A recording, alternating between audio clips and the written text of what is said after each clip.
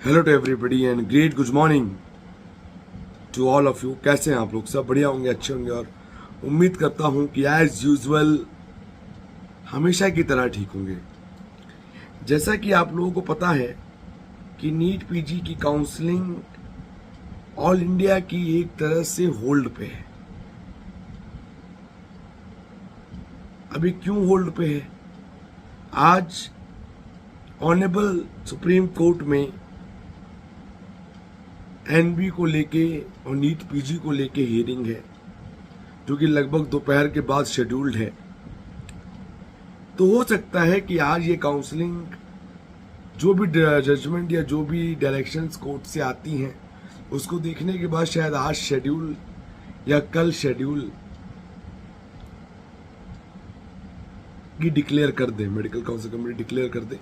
हो सकता है कि इसके लिए रुका हुआ है। कोर्ट में केस आज लाइनअप है, देखते हैं उसमें कोर्ट आज क्या प्रक्रिया देता है। उन्होंने पिछली हियरिंग में एनबी से पूछा था कि ऐसा आपने क्यों किया, उसके लिए भी 1 वीक के बाद आज की हियरिंग शेड्यूल्ड हुई। उसी दिन रजिस्ट्रेशन स्टार्ट हो गया और पैरेलल में काफ़ी स्टेट्स ने भी अपने रजिस्ट्रेशंस ओपन कर दिए। इसके बीच ही एक न्यूज़ आई कि एक ट्विटर पे MOHW का आया कि इतनी सीटें बढ़ रही हैं। वो सीटें मैंने खुद अपनी पुरानी वीडियो में कहा कि वो देखने को नहीं मिल रही थी। तो फिर हमने सोचा चलिए थोड़ा होमवर्क करते हैं और कुछ इंडिविजुअल कॉलेजेस से या कुछ और इंस्टीट्यूशन से DNB के बात करके देखते हैं कि उनके यहाँ सीटें बढ़ी या सीटें नहीं बढ़ी, या कुछ चीज़ें हम वो देखने की कोशिश कर रहे थे जिन्होंने कहाँ कहाँ अप्लाई किया, कितनों ने एप्लीकेशंस डाली, कितनों ने अप्रूवल के लिए फाइल्स प्लेस आउट करी, वो देखा। तो आज हम जिस टॉपिक पे बात करेंगे बहुत इंपॉर्टेंट टॉपिक है। क्या इस साल पिछले सालों के मुताबिक पॉजिटिव शिफ्ट आएगा या नहीं आएगा? अगर हम रैंक बेसिस पे बात करें और 2021-2022 से बात करें तो पॉजिटिव शिफ्टिंग हमेशा से देखने को मिली है हर ब्रांच में। अगर आप माइन्यूटली एनालाइज करें, चाहे तो वो रूल चेंज होने की वजह से मिली, चाहे रैंक आने की वजह से मिली, चाहे सीट्स बढ़ जाने की वजह से मिली, स्टेट राउंड्स और राउंड 1 के ब्लॉकिंग को खत्म करने की वजह से मिली। इसमें गवर्नमेंट का बहुत बड़ा रोल रहा। गवर्नमेंट का रोल क्या रहा? गवर्नमेंट ने पूरी तरह से कोशिश करी कि वो ब्लॉकिंग को कंप्लीटली एरेज आउट कर देंगे और उन्होंने एक हद तक एरेज आउट कर भी दिया। उसके बाद भी एक ब्लॉकिंग अभी भी होती है जो सीनियर रैंकर्स करते हैं, यानी कि जो अच्छे रैंकर्स होते हैं वो करते हैं, कि जिनसे उन्हें अच्छी सीट मिल पाए। वो ऑल इंडिया में कुछ उठाते हैं राउंड 1 में, फिर वो छोड़ते हैं, फिर वो स्टेट राउंड 1 में कुछ उठाते हैं, फिर वो छोड़ते हैं, फिर राउंड 2 में कुछ उठाते हैं, फिर वो छोड़ते हैं ऑल इंडिया में, फिर स्टेट राउंड 2 में कुछ उठाते हैं, फिर छोड़ते हैं, फिर ऑल इंडिया राउंड 3 में कुछ उठाते हैं, फिर छोड़ते हैं और स्टेट राउंड 3 से कुछ बेटर ऑप्शन उठा लेते हैं। ये एक रूल का लूपहोल है जिसका फायदा 2 सालों से उठाया जा रहा है और इसको मैं अपने शब्दों में लीगल ब्लॉकिंग कहूँगा। दो अच्छे रैंकर्स हैं, करते हैं for a betterment of the seat. लेकिन गवर्नमेंट इतने ज़्यादा चेंजेस, इतने ज़्यादा हिसाब से चल रही है, लगता है इन चेंजेस पे नकेल कस दी जाएगी और इस बार ऐसा नहीं हो पाएगा। इसके अलावा जो स्टेट्स के रूल चेंज हुए, उत्तराखंड का रूल चेंज हुआ, फॉर्म एक बार खुलेगा दोबारा नहीं खुलेगा। यूपी का फॉर्म हुआ, एक बार खुलेगा दोबारा नहीं खुलेगा। Really it was a marvellous move by state governments. Blocking जो होती थी राउंड 1 में किसी ने उठाया, फिर राउंड 2 में किसी ने उठाया, राउंड 3 में किसी ने उठाया, राउंड 4 में किसी ने उठाया और राउंड 5 में दे दिया ऑफलाइन। अब स्टे राउंड भी ऑनलाइन हो गए हैं लास्ट ईयर से और स्पेशल स्टे से भी। इससे पॉजिटिव इम्पैक्ट देखने को बढ़ेगा। और ज़रूर बढ़ेगा, फ़र्क आएगा, भले ही 2000, 3000, 4000 का फ़र्क आए रैंक वाइज, ब्रांच वाइज आएगा ज़रूर। जिसे डिटर्मिनेशन होगा यूपी का फॉर्म भरना है वही यूपी भरेगा, जिसे बैकअप रखना होगा वही यूपी भरेगा। ये वाला ऑप्शन खत्म हो गया कि पहले हम ऑल इंडिया में देखेंगे तो बाद में यूपी भर लेंगे राउंड 2 में। ये ऑप्शन एरेज आउट है, क्योंकि दोबारा विंडो खुलेगी ही नहीं। ऐसी जो स्टेप्स स्टेट गवर्नमेंट्स ले रही हैं, ये अपने आप में कहीं ना कहीं बहुत अच्छे स्टेप्स हैं, जिससे ब्लॉकिंग भी रुकेगी और जो लोग सीट बेचने का दावा करते हैं उनके दावों पे भी सवाल उठेंगे और उस पर भी स्टॉपेज मुझे लगता है कि ज़रूर आएगा। इसी के बीच सुप्रीम कोर्ट ने एनआरआई को लेकर टिप्पणी दी। उन्होंने कहा मौसी फूफा के जो रिलेशंस चलते हैं ये भी कहीं ना कहीं गलत हैं, और end of the day court ने कोई लीगल नोटिफिकेशन या कोई लीगल डायरेक्शंस नहीं दी हैं कि इसके रूल चेंज कर दिए जाएं, लेकिन उन्होंने ये कहा है कि ये कॉलेजेस का पैसा कमाने का तरीका है और इससे जो डिजर्विंग कैंडिडेट और एस्पिरेंट्स होते हैं उनका रैंक और उनकी चीज़ें कॉम्प्रोमाइज हो जाती हैं। इससे उन्हें उसकी मनचाही सीट्स नहीं मिल पाती और लोअर रैंकर्स को मिल जाती हैं। तो जो लोग एजेंटों से एनआरआई बना रहे हैं, जो लोग ज़बरदस्ती का एनआरआई प्रूव करने में लगे हुए हैं, मैं उन सभी लोगों से ये ज़रूर कहना चाहूँगा, सतर्क रहें। डॉक्यूमेंट आपके वेरीफाइड होंगे, प्योर वेरीफाइड होंगे। एडमिशन हो गया इसका मतलब ये नहीं गाड़ी निकल गई। हो सकता है आपका एडमिशन बाद में कैंसिल भी हो जाए जब वेरिफिकेशन आए, और गलती से कोई कोर्ट चला गया या आरटीआई डाल दी, सुप्रीम कोर्ट फिर बुलाएगा, फिर पूछेगा और दोबारा से क्रॉस वेरिफिकेशंस हो सकते हैं। रिमाइंडर इट, इस बात को बहुत ध्यान से सुने। ये होने के चांसेस हैं, तो अपने कैरियर को और अपने इन चीज़ों को स्टेक पे आप लोग ना रखें तो ज़्यादा बेटर है और अच्छा रहेगा। अब पॉजिटिव शिफ्ट कैसे कैसे आ सकता है? राउंड 1 में पॉजिटिव शिफ्ट नहीं आएगा, क्योंकि राउंड 1 पैन इंडिया में फ्री एग्जिट है। तो जिस भी कैंडिडेट को जो ब्रांच नहीं भी लेनी होगी वो उनको डालेंगे और बैकअप्स करेंगे। जो सीट बढ़ रही हैं, रियली सीट्स बढ़ रही हैं। 4000 तक का डेटा तो हम नहीं छू पाए हैं, क्योंकि इतना कम वक्त में इतना एनालिसिस कर पाना मेरे पास लगभग 23-24 लोगों की टीम है, तब भी पॉसिबल नहीं है कि हम हर कॉलेज से कनेक्ट कर पाएँ कितनी बड़ी, क्योंकि डेटा अभी तक ऑफिशियली अपडेट हुआ नहीं है। लेकिन हमने ऐसे कई नए कॉलेजेस मार्कआउट किए, डीएनबी के अंदर भी, डिप्लोमा के अंदर भी और एमडीएमएस के अंदर भी, जिनके अंदर सीट्स बढ़ी हैं और सीट्स बढ़ रही हैं। जो मेडिकल कॉलेजेस 2017, 2018 में, 2016 में अप्रूवल लेके आए थे, जिनमें नॉन क्लिनिकल और para clinical branches last year आ गई थी, उनके अंदर भी पोस्ट ग्रेजुएशन की एमडीएमएस की गवर्नमेंट सीटें भी इस बार आई हैं क्लिनिकल की। वो जब मैट्रिक्स आएगा तब आपको उसका पूरा आइडिया और डिटेलेशन समझ में आ जाएगी, जो अभी तक एलएमसी पे भी अपडेट नहीं हुआ है। इसका भी इम्पैक्ट ज़रूर पड़ेगा। अगर किसी को मेरी पुरानी वीडियो याद हो तो मैंने एक बात कही थी, या तो राउंड 1 इंटरेस्टिंग होगा या राउंड 3 इंटरेस्टिंग होगा। राउंड 2 एज यूजुअल रहेगा, नॉर्मल जाएगा। राउंड 1 पिछली बार से थोड़ा नेगेटिव जाएगा और राउंड 3 कंप्लीटली ट्रेंड आउट करता हुआ पॉजिटिव इम्पैक्ट लेगा रैंक वाइज हर ब्रांच में। कॉलेज जो पुराने कट ऑफ देख रहे हो वो बदल जाएंगे, उनकी जगह कुछ नए कॉलेजेस, कुछ नए पेरिफेरी के कॉलेजेस जगह ले लेंगे और राउंड 3 पे चीज़ें आगे चली जाएंगी। स्टेट्स में भी बेनिफिट होगा और यहाँ भी बेनिफिट होगा।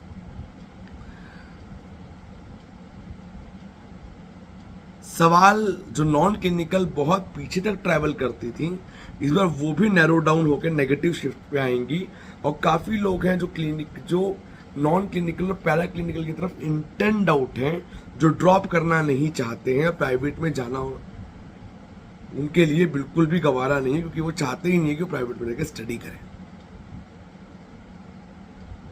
तो उन ब्रांचेस पे भी इस बार इम्पैक्ट पड़ता हुआ नजर 100% आएगा। अब आप बोल सकते हैं या कोई कह सकता है कि मेरे बारे में लिखा भी जाता है कि ये ऐसी ऐसी बातें करते हैं, ये एक माहौल मैं माहौल नहीं बना रहा, मैं एक ट्रेंड बता रहा हूँ। समझ में आ रही है तो ठीक है, नहीं आ रही है तो बहुत अच्छी बात है, बिल्कुल नहीं आनी चाहिए। तो इन चीज़ों को थोड़ा अगर आप बहुत डीप थॉरोली एनालिसिस करें और आप डीप थॉरोली समझें तो इसका इम्पैक्ट भी पड़ेगा। अब सवाल है राउंड 1 में क्यों नेगेटिव इम्पैक्ट पड़ सकता है। राउंड 1 में everybody is in the mindset कि भर दो, फ्री एग्जिट है, नहीं लेना होगा छोड़ देंगे, राउंड 2 में चले जाएंगे। लेकिन जो रूल है राउंड 1 से राउंड 2, राउंड 2 से राउंड 3, इसमें आधे बच्चे ऐसे रहेंगे जो सीट लेंगे। पिछले बार से इस बार राउंड 2 में सीटें कम आएंगी, वेकेंट सीटें। अपग्रेडेशन की क्वांटिटी पिछले बार से ज्यादा रहेगी, सीट्स बढ़ के आएंगी, तो वो थोड़ा सा नल और वाइड हो जाएगा वो गैप, और चीजें इक्वलाइजेशन पे आ जाएंगी। जो पुराने कट ऑफ देख रहे हैं वो लगभग 0 वैल्यू रखेंगे, आएगा तो आपको उसका आइडिया लगेगा। एक बात मैंने और देखी है कि कैंडिडेट्स जो बात करते हैं या जो क्वेरीज करते हैं, सर लास्ट ईयर ना कोई कॉलेज का रैंक इतने पे चला गया था, वो स्ट्रे में, स्पेशल स्ट्रे में 2 या 3 सीटें गई थी तो चला गया था। स्ट्रे तक वो कॉलेज 5400, 5500, 5600 पे क्लोज हुआ, कोई एक्स कॉलेज, और दूसरा कॉलेज सीधा 7800 पे चला गया स्पेशल स्ट्रे में। इसका मतलब ये नहीं है कि इस साल भी चला जाएगा, वो एक अलग दौर है, वो एक अलग टाइम की कैलकुलेशन है कि चला गया। आप उसके वेट में एनालाइज नहीं कर सकते, वेट नहीं कर सकते। तो उस कंडीशन पे आपको बैकअप ब्रांच पे तुरंत स्विच आउट होना पड़ेगा और बैकअप ब्रांच आपको अवेल आउट करनी पड़ेगी। नहीं करेंगे तो साल चला जाएगा, ये भी आपको देख के चलना है। ठीक है, तो ओवरऑल पूरी काउंसलिंग का ये निष्कर्ष निकल के आएगा, इतनी सीटें बढ़ रही हैं और रियलिटी में बढ़ रही हैं, डेटा अवेलेबल नहीं है। डीएनबी में भी हैं, डिप्लोमा में भी हैं, एमडीएमएस में भी हैं। अब ये जो गवर्नमेंट ने क्लेम किया है, टोटल क्लेम किया है या एमडीएमएस को 4000 क्लेम किया, अलग बात है। अगर टोटल एमडीएमएस को 4000 क्लेम किया, जिसमें से लगभग हम 1728 और 1729 सीटें ट्रैक कर पाए कि जो बढ़ी हैं, और बाकी हमारी टीम कोशिश कर रही है कि हम और ट्रैक आउट कर लें, जो ऑफिशियल नहीं आता है। अगर इतनी बढ़ जाती है तो डायनामिक चेंजेस आएंगे, डायनामिक मैट्रिक्स अपडेट होगा, डायनामिक शिफ्ट देखने को मिलेगा जो आज तक कभी देखने को नहीं मिला, और आपको अच्छे अच्छे कॉलेजेस, अच्छी अच्छी सीटें बियॉन्ड द रैंक्स भी देखने को मिल सकती हैं, स्पेशली कुछ ब्रांचेस में, like surgery, like ortho, ENT, ophtha, anaesthesia, emergency medicine. इनमें जिनमें इम्पैक्ट ना के बराबर पड़ेगा वो रहेंगी रेडियो, डर्मा, मेडिसिन। पीडिया की डिमांड ज्यादा है तो ज्यादा इंक्लाइनेशन ले नहीं पाएगा, वो राउंड 1 में नेगेटिव पे ही रहेगा। बाद में आके भले पॉजिटिव शिफ्ट ले ले, लेकिन राउंड 1 नेगेटिव ही रहेगा। इसका बेनिफिट डीएनबी, डिप्लोमा, इन तरह के जो कोर्सेज हैं इन पे जरूर पड़ेगा, और जो लास्ट तक क्लोज होते हुए नजर आएंगे। ये पूरा सिनेरियो रहेगा अगर आप बहुत माइन्यूटली एनालाइज करेंगे तो। मेरा तो होमवर्क है, यही काम है, तो प्रॉपर एनालिसिस करते हैं कि क्या होगा क्या नहीं होगा, और हर साल बताते हैं।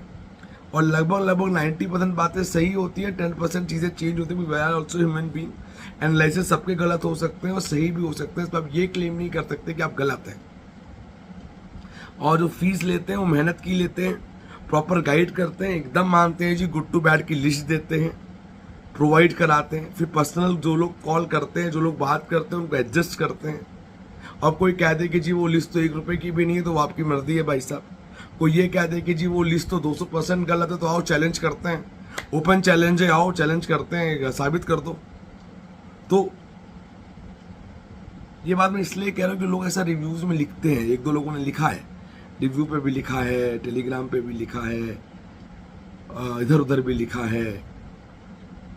लिखने से कुछ नहीं होता, बात होती है एनालिसिस से, बात होती है सीट मिलने से, बात होती है एग्जैक्ट कैलकुलेशन से कि क्या चीज़ कहाँ कितने पे बैठ रही है और नहीं बैठ रही है, क्या बेनिफिट मिलेगा, क्या बेनिफिट नहीं मिलेगा। एक काउंसलर की चॉइस फिलिंग देने से काउंसलिंग नहीं होती, या चॉइस फिलिंग भर देने से काउंसलिंग नहीं होती। मैं डे 1 से कहता रहा हूँ, राइट टाइम पे इन होना और राइट टाइम पे आउट होना, ये बहुत पता होना चाहिए कि राउंड 2 पे छोड़ना है या राउंड 3 पे छोड़ना है, या स्टे पे जाना है, या यूपी का फॉर्म अभी भरना है या भरना ही नहीं है, या उत्तराखंड का बैकअप लेके चलना है या नहीं चलना है, या राजस्थान को अभी ग्रैब आउट कर लेना है नहीं कर लेना है। ये कैलकुलेशन है कि बाद में हिट और ट्रायल का मौका नहीं देती है काउंसलिंग। मैंने कई कैंडिडेट्स को देखा है जिन्हें मिल रही थी, छोड़ी, बाद में वो भी नहीं मिली। ऐसा बहुत केसेस में हुआ है, बहुत केसेस में। लेकिन इस बात को ना पेरेंट्स समझ पाते हैं ना कैंडिडेट समझ पाते हैं। उन्हें कहो तो उन्हें लगता है हम गलत कह रहे हैं, वो अपनी अपनी चलाते हैं, और लास्ट में जब नहीं मिलता है तो बात गलत हो जाती है। और जब तक आप पूछेंगे नहीं आपको रिवर्ट बैक मिलेगा नहीं। आप कोई भी काउंसलर के जो पेड एस्पिरेंट्स हैं, nobody can call you and tell कि ये करो ये करो ये करो, तो पता नहीं है दिमाग में क्या चल रहा है। You have to come in the upfront and ask them कि क्या करना है क्या नहीं। जैसे मेरे पास हैं 4-5 स्टेट के फॉर्म्स आए हैं, हम डेली रिप्लाई आउट कर रहे हैं, डेली ये भर दीजिए, ये भर दीजिए, नहीं भर दीजिए, और पर्सनली असिस्टेंट दे रहे हैं कि आपको डाउट है पूछिए, फॉर्म भरने में दिक्कत आ रही है, मैं जवाब दूंगा। मैं डेमो वीडियोस नहीं बनाता हूं कि डेमो वीडियो बना दिया और छोड़ दिया, नहीं। पर्सनली डाउट है मैसेज कर दीजिए, कॉल कर लीजिए, विल डिस्कस ओवर इट, क्या करना है क्या नहीं करना है। ये सेशंस होते हैं। अब इसको आप सेशंस ना माने तो ये आपका फॉल्ट है। इन सब चीज़ों से बहुत इम्पैक्ट पड़ता है काउंसलिंग पे, सिनेरियो डिफरेंट हो जाता है। और मैं उन सभी एस्पिरेंट्स को कहूँगा जो खुद काउंसलिंग करते हैं, सोच समझ के काउंसलिंग कीजिएगा, कोई मौका छोड़िएगा नहीं। पहले से जज कर लीजिएगा कि ये चीज़ किस डायरेक्शन में जा रही है, क्या वहाँ तक पहुँचेगी या नहीं पहुँचेगी। सीट मैट्रिक्स जब ऑफिशियली आपके और सबके सामने आ जाएगा तो एग्जैक्ट फिगर निकल के आएगी कितनी सीटें बढ़ी हैं, ऑल इंडिया में कितनी आ रही हैं, स्टेट्स में कितनी आ रही हैं, किस स्टेट्स में कितनी ज़्यादा हैं, क्या गवर्नमेंट की क्वांटिटी ज़्यादा है या प्राइवेट की ज़्यादा है, या क्लिनिकल ज़्यादा ले रहा है या नॉन क्लिनिकल ज़्यादा है, या पैरा क्लिनिकल का मिक्सचर कितना है। ये सारा एनालिसिस उसमें निकल कर आएगा और ये चीज़ें तब जाके एग्जैक्टली वेल फ्रेम्ड हो पाएंगी और हमें ये चीज़ें तब जाके मालूम चलेंगी। अगर मैं आपको ब्रांच वाइज बात करूं, जैसे मैंने आपको बताया किन किन ब्रांचों पे फ़र्क पड़ेगा। सर्जरी पे फ़र्क 200% पड़ेगा, ऑर्थो पे भी फ़र्क पड़ेगा, ENT ऑफ्था एनेस्थीसिया पे तो अनक्रेडिबल फ़र्क पड़ेगा। हो सकता है 3-3, 4-4 हज़ार रैंक तक का उछाल ले जाएं, 5 का भी ले सकते हैं फाइनल राउंड क्लोजिंग करते करते। स्टेट्स में यूपी में अच्छा फ़र्क पड़ेगा, राजस्थान की कट ऑफ में हर ब्रांच में 1,500-2 हज़ार का इंक्लाइनेशन आप पकड़ के चलें, आएगा ही आएगा। गुजरात के अंदर भी आ सकता है, कर्नाटका के अंदर भी आएगा, कुछ स्टेट्स के अंदर तो ज़रूर आएगा। जिनके अंदर नहीं आएगा वो है बिहार, छत्तीसगढ़, मध्य प्रदेश। इनके यहाँ ज़्यादा इम्पैक्ट नहीं देखने को मिलेगा क्योंकि इनके यहाँ जो पीजी की सीट्स बढ़ेंगी वो इन सीट्स के कंपेरेटिवली कम बढ़ेंगी क्योंकि कॉलेजेस का सिस्टम थोड़ा ऐसा है। प्राइवेट कॉलेजेस की बात करें, प्राइवेट कॉलेजों में भी काफ़ी जगह सीट्स बढ़ सकती हैं। यूपी में 3-4 नए कॉलेजेस में सीट्स बढ़ सकती है, कर्नाटका में 5 कॉलेजों में नई सीट्स बढ़ सकती है, आंध्रा में 4 कॉलेजों में सीट बढ़ सकती है, तेलंगाना में 4 कॉलेज में बढ़ सकती है, बंगाल में 2 कॉलेजेस में बढ़ सकती है, केरला में 3 कॉलेजेस में बढ़ सकती है। ये न्यूली एडेड सीट्स आ सकती हैं जो आपने देखी नहीं पहले कभी। तो ऐसे और जो पुराने हैं एग्जिस्टिंग से उनके अंदर भी 6 की सीट कहीं जगह 12 हो रही हैं, 12 कहीं जगह 18 हो रही हैं, 18 कहीं जगह 24 हो रही हैं, 24 कहीं जगह 32 हो रही हैं। ऐसे फिगर्स भी हैं देखने को जो इम्पैक्ट देंगे और प्रॉपर इम्पैक्ट देंगे, जिसके लिए तो काउंसलिंग करना ज़रूरी है, दूसरा एक्टिव होना बहुत ज़रूरी है, तीसरा आपका एनालिसिस बहुत स्ट्रॉन्ग आउट होना चाहिए, बहुत स्ट्रॉन्ग आउट कि क्या गणित कहाँ क्या बैठेगा। और आज हम होप करेंगे कि सुप्रीम कोर्ट कोई डिसीजन दे या कोई डायरेक्शंस ले, कुछ क्लैरिटी समझ में आए कि जिससे नीट पीजी की काउंसलिंग आगे बढ़ पाए।